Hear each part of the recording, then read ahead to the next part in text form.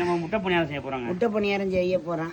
அவசரத்துக்கு பசங்களுக்கு, உங்கள் கணவர்களுக்கு, இல்லை விருந்தாளி வந்தாலும் சரி, அவசரத்துக்கு செஞ்சு நல்லா பண்ணி பணியாரம்.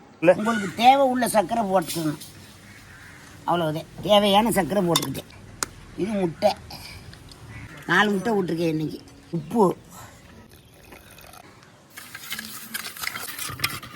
ரவை மாவு, மைதா மாவு கொஞ்சம் போடுங்க, இல்லை கோதுமை மாவு வேண்டாலும் போட்டுக்கோங்க.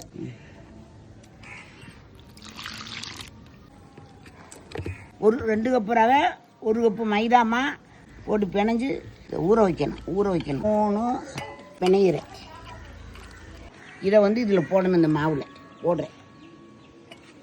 இதை பிணையணும்.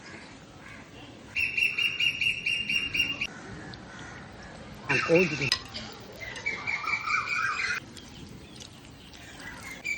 அதனால கருவிடும். நீ எடுக்க நல்லாயிருக்கு. சூப்பராக இருக்கும். வாழைப்பழம் வாசம் எல்லாம் சூப்பராக இருக்கும். வாழைப்பழம் இனிப்பு கம்மியாக போட்டுக்கோ, நல்லா இருக்கு.